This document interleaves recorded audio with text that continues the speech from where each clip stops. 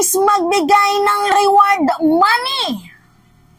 Itong si former President Rodrigo Roa Duterte, kung sakaling makikita nyo daw po si Kibuloy na nagtatago sa kanyang pamamahay. Best budol na naman guys. Sino ba namang tangang ilalaglag ang kanyang sarili?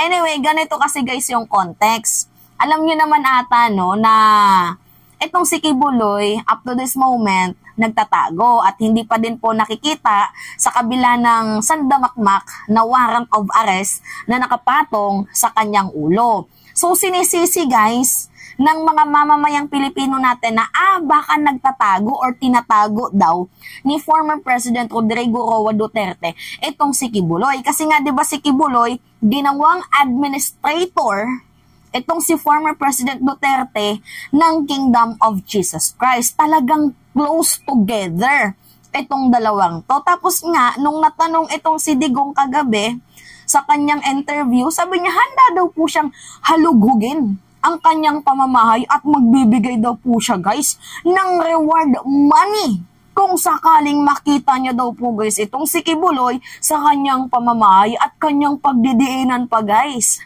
Na dapat daw magpakita na itong si Kibuloy. Talaga nga naman, oo, ano? Ayun, nakakatawa doon guys na hinihikayat niya na si Kibuloy magpakita na daw. As if walang kinalaman Anyway, nagbigay din siya guys ng clue kung saan nagtatago itong si Kibuloy. Pero we do not know. Malay natin, baka totoo. Malay din natin, baka nagbibiro. Malay natin, trip niya lang yan. Anyway, panoodin natin tong video. Mariing itinanggi ni dating Pangulong Rodrigo Duterte na itinatago niya ang religious leader na si Apollo Kibuloy. Handa ang dating presidente na ipakita ang kanyang bahay at kung sakaling makita doon si Kibuloy, ay handa pa umano siyang magbigay ng reward money. Muling hinikayat ng dating presidente si Kibuloy na subuko na sa mga otoridad at harapin ang kanyang mga kaso. Naniniwala si Duterte na nasa Davao City pa si Kibuloy at nagtatago lamang sa kanyang mga property sa Barangay Tamayong, Kalinan District. As a lawyer, I would say that you can go to court and fix your case and post a bail ban. That would be an option. But if you do not think that you will get the fair deal with this administration, because they have been talking about Marcos and everything, huwag kang lumabas dyan sa Tamayong. Nandyan lang yan sa Tamayong. Malaki lang ang Tamayong. Yan, 'di ba? Narinig nyo? Kasi hindi daw siya mabibigyan, guys, ng sapat na karapatan. Hindi daw po siya, guys, mabibigyan ng fair treatment ng Marcos administration. Kaya sinabi niya na magtago na lang daw po, guys, itong si Kibuloy sa kanyang lungga. Yan po, guys, yung advice ng ating former President Duterte. Tama ba yun? And yan na din po guys, yung nagsisilbing clue na itong si Kibuloy ay nagtatago daw po guys sa Tamayong, sa kanyang properties doon sa Davao. Tingnan mo, talaga nga namang dinidikdikan nila na ang ating administrasyon ngayon ay wala daw pong fair treatment sa lahat ng bagay. Kasi sabi nga ni former President Duterte, ay kung aasahan mo yung Marcos administration, wala kang matatanggap na dyan, na fair treatment. Magtago ka na lang dyan sa barangay Tamayong. Tapos tawa-tawa pa yung mga reporter, no? Kala mo naman nakakatawa yung joke niya. As if ikaw naging fair ka sa lahat, former President Duterte. Remember the case of former Senator and Attorney Leila de Lima. Natatandaan niyo yun guys, na kung saan sinabing nakitaan daw guys ng drug money, talaga nga namang pinakulong, 'di ba? Talagang yung karapatang pantao ni de Lima talagang tinanggal nila, siniraan, pinapangit yung imahe, 'di ba? Tapos at the end of the day, nung hinayaan po guys ni President Marcos na yung korte mismo ang kumilos, nakitaan guys na wala namang kasalanan itong si former Senator Leila de Lima. And ito din si si former Senator Antonio Trillanes. 'Di ba? As if naman naging fair sila Duterte dito kay Trillanes. Ano yung ginawa nila kay Trillanes? 'Di ba? Pinapangit din yung image, siniraan, ginawa ng samut-saring kwento, pinakulong, kinasuhan. 'Di ba? As if naging fair kayo. Ngayon nga guys, may nakitang mali nga dito kay Kibuloy, tapos ngayon dinidepensahan nyo pa. My God, grabe talaga yung mga yung utak ng mga Duterte. Kakaiba, nakakabilib kayo. Talaga nga naman, oo.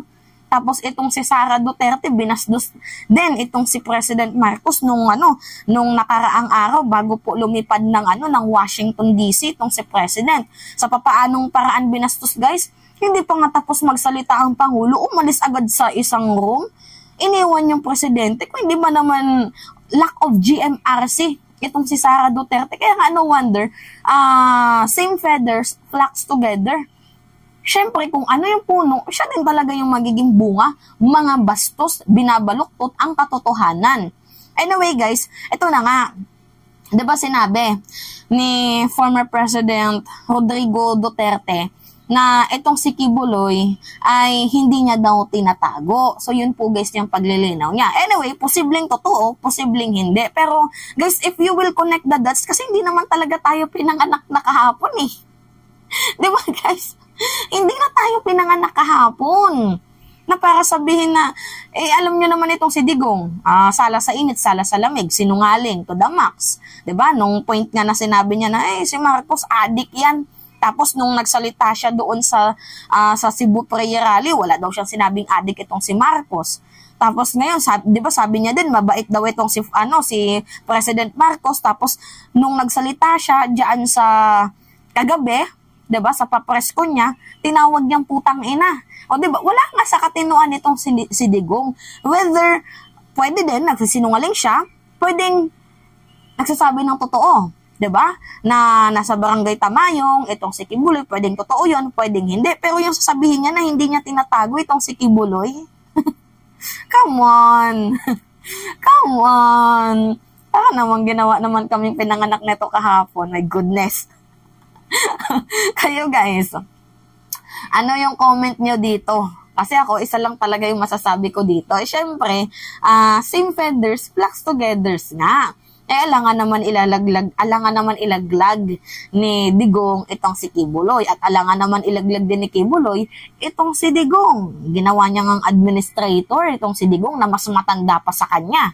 Di ba nga dapat guys, kapag kukuha ka ng administrator ng mga properties mo, yung medyo bata-bata, kinuha niya yung mas mauna pang matitigok sa kanya, yung samot-sari na din yung sakit sa katawan di ba? Tapos ngayon, sko po, para namang naglulukuhan tayo.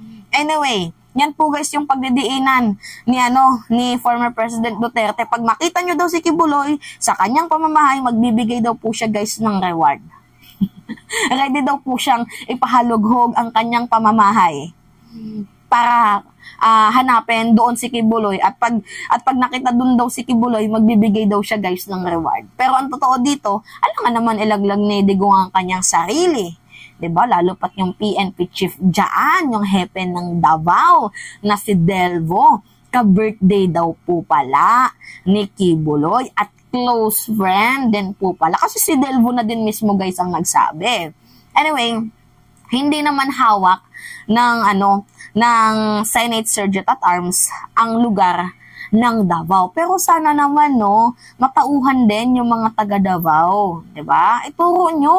Alam nyo na nga may mali. Pagtatanggol nyo pa. Hindi po tama yun, guys. Yung ganong sistema, ganong estilo. Hindi po tama yun. So, kung gusto nyo mabago ang bansang Pilipinas, gumawa kayo ng move na walang palakasan. Yan. Anyway, yun lamang ho guys. At that's me again, si Mimali Sianyot, nagbabalik ulit para sa ating panibagong video.